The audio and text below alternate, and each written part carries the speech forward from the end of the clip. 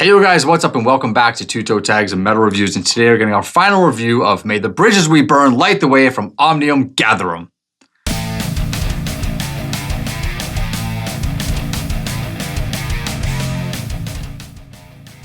So that's a bit of a mouthful of a title, if I may say so. And, we did our first impressions on our new releases last week and covered this album. We were both pretty hyped about it. It kind of, I don't want to say it surprised us or shocked us in any way, but we were both pretty fond of it on our first impressions, and we were pretty hyped going into it as a review. Me personally, I felt like this was going to be one of those albums that I listened to, and I felt like I was going to fall in love with the guitars and fall in love with the riffs and, find all these cool, intricate things and, fall in love with the vocals and all that kind of stuff. And I'm, I guess, disappointed to say that didn't really happen with me. I found myself kind of, I guess I had maybe like a, what do you call it, like a puppy love phase or whatever very early on with this album, but I found myself falling out of it very quickly. And it's disappointing when that happens. So, one of the songs I guess I'll start talking about is probably the song I would say is my favorite on the album, and that's The Last Hero, track number 3. Now, you mentioned last week that this reminded you of an Amon Amarth song, or was it another one? Because this one, to me, throughout the week, was really reminding me of Amon Amarth. Well, the singing reminded me of Johan Egg and everything like that. I think, not only that song, but just the harsh vocals overall sounds a lot like him. So, but that song in particular, yes, I agree that you could totally, read that as, an Amon Amarth song. I totally agree with you. So I think out of all the songs, I think it has the catchier riffs. It's a song that I put in my playlist, but I actually took it out of my playlist later on in the week, which is, I don't think, something I've ever done before, is put a song in and then take it out in the same week.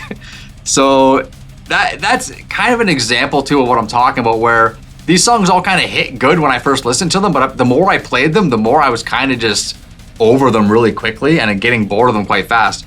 The other song that I'll say kind of stood out, I'll talk about two more. Ignite the Flame, which is track number 6. This song, the takeaway for me of this song is the solo. There's decent solos throughout this album, I'll give it that. This one for me just stood out amongst the other ones for whatever reason. It feels kind of abrupt how it comes out. It's not, but it kind of just feels like it comes out of nowhere. And it also kind of abrupts kind of out of nowhere, ends. But there's something about it that kind of just makes the song worth listening to. So I gave it extra points for that. The last song that I thought was kind of a highlight on this album was the intro track, right? Which is the title track of the album. It's a minute and 38 long instrumental. I guess you can call it it's an instrumental. It's an instrumental, yeah. Intro, whatever. My gripe with it is that it's too short. I really liked how it's going. I like the progression of the instrumental. I like the tone of the guitars. I like the riffing that's happening. Everything about it I think is really good. But it's way too short at a minute 38 for how good it is. Mm-hmm. Now, if you contrast that with the last track of the album, Road Closed Ahead, that track sucks. I hate that track. I gave it the lowest score possible because for a 4-minute long instrumental, it goes nowhere, it does nothing. To me, there's nothing about that track that makes it worth listening to. I wish they were flipped.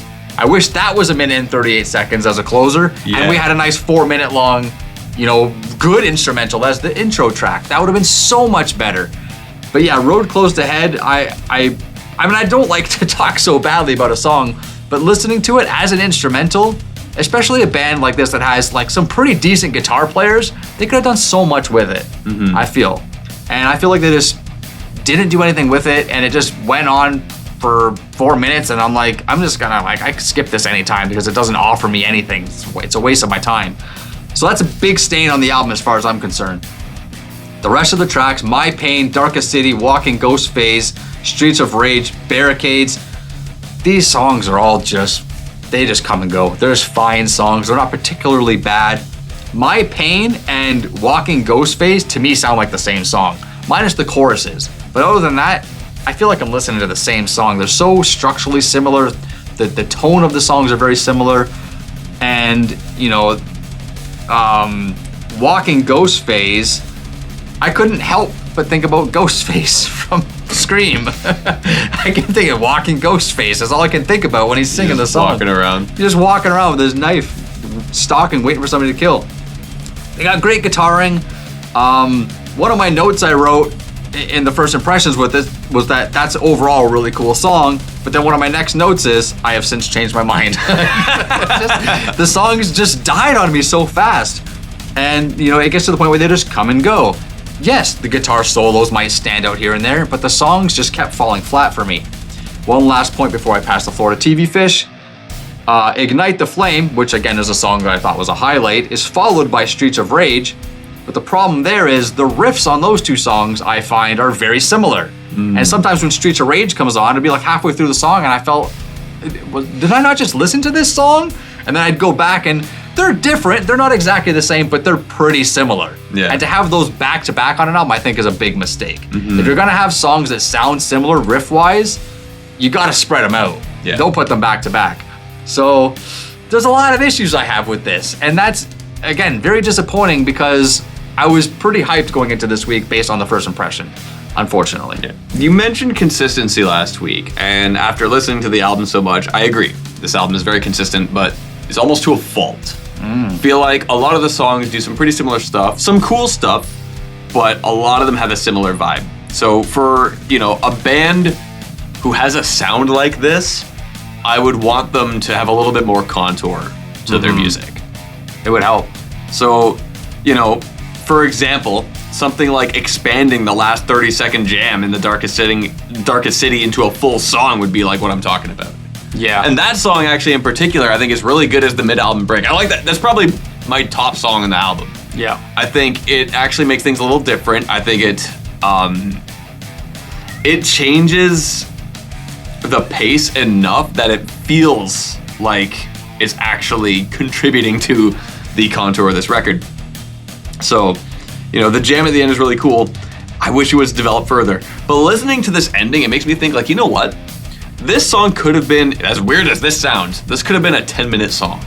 And I say that because not only is it already pretty long, but that break is like that ending is like the quiet part before they kind of bring it all back with some crazy bridge and then they play the head out. So it kind of makes me think like, there are only 9 tracks on this album. Did they want to make this album longer and then just kind of didn't? Because the title track feels like an incomplete song. It does. It's like, wow, this jam is sick. The atmosphere is cool. The title track's really good. But why is it only 1:30? It feels like it's incomplete. That's why The Darkest City feels like, is this supposed to be a 10-minute song that they just cut short? Why have this jam at the end, which sounds awesome, and then just kind of leave it at that with this 30-second jam? Like, I kind of feel like it's an incomplete idea. Did you hear the stethoscope thing I was mentioning last week? Oh, no, I didn't look into that. I'm surprised you didn't hear it. It's like pretty prominent. I'd have to really like listen attentively. I completely forgot about that. And a big part of that is because this album just kept flying past me.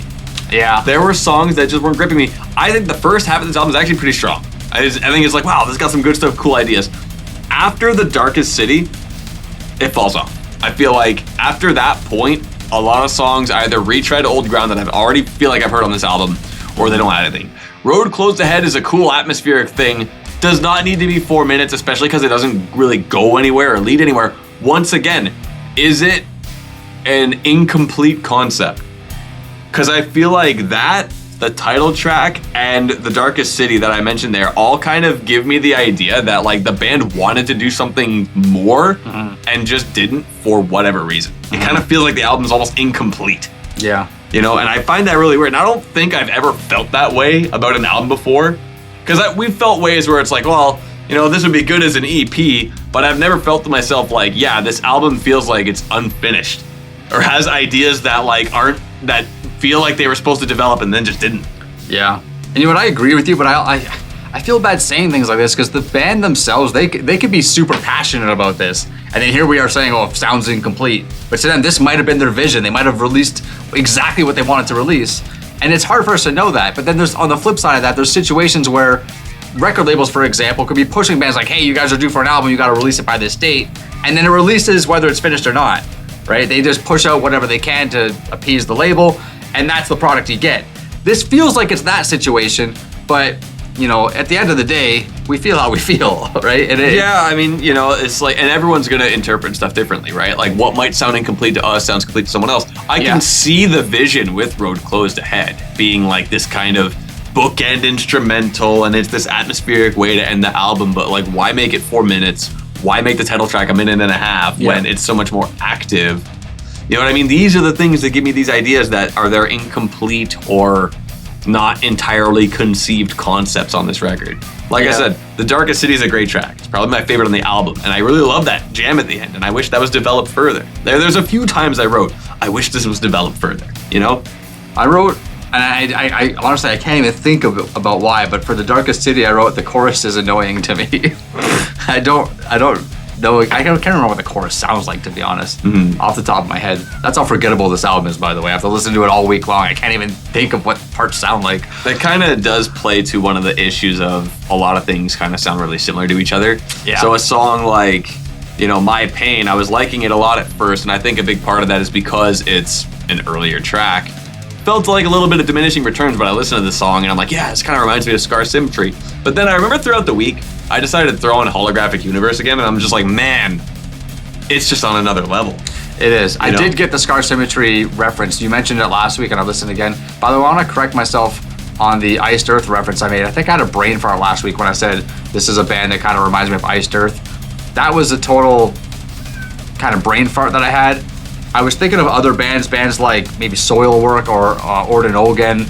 Those type of bands. It's more in that vein. I see that. So I did similar thing. I went back and listened to their recent albums, Overgiven Hetten and Order of Fear, and those albums were on my top list for the last couple of years, and those albums are amazing. Like I listened to them again, I was blown away, forgot how good they actually were, and then I look at this Omnium Gatherum album and I'm like, ooh, no, you're just not doing it right. It does that, but just not as effectively. You know? Yeah, exactly. Because it's got a lot of hooky stuff. It's got a lot of really cool, like, fantastic musicianship. It's got a lot of great stuff to it. It just did not have like the special sauce. Yeah. You know, but I also think the kind of incomplete idea kind of feels like they could have fleshed out more to really bring out more of the fruitful personality that you see in albums like Overgiven Head or in Holographic Universe. Exactly. You know? So, but yeah, I do kind of feel like it was a weird feeling, but I did kind of get an idea that things kind of started to spin the wheels after the first half. But the first half I liked quite a bit. It just kind of, you know, it was like they kind of presented their ideas, and then that was it, and then they kind of spun the wheels. Wasn't bad in that sense in the second half, but it just felt a little repetitive, and I feel like they could have really fleshed things out a little more. All right, well, I'm ready to rate it. So, May the Bridges We Burn Light the Way. Yeah, it was a rough week for me. I got bored of it pretty fast. I don't want to just crap all over it. It's decent enough music. It's not like it's bad or badly produced. Yes, the musicianship's good. I just feel like they capped their creativity at a low point for this album. And there's so much potential here. There's so many places they could have went to make it a more special album, something that was more, you know, just bottom line enjoyable to listen to. So my score is going to be a 4. Ouch. Well, as for me, I do think there was a lot of cool stuff in here, but it didn't really retain me as much. The week did get a little bit difficult because I'm listening to this album and I was super high on it at first, and then it was just kind of just fading pretty quickly on me. First half is quite strong, second half spins the wheels, but I also feel like, I guess they did kind of cap themselves creatively, and this band could have fleshed out a lot more of what they had on this album to really make it special. It landed at a 5.5 for me. Well, there you go, guys. It's a 5.5 from TV Fish and a 4 from myself, but we want to know what you guys think after listening to this album for a whole week. Did you dig it? Did you vibe with it? Or did you not vibe with it like us as much? Anyways, let us know down below and subscribe if you guys are new to the channel. I'm Vile Self. I'm TV Fish. And we'll see you guys in the next one.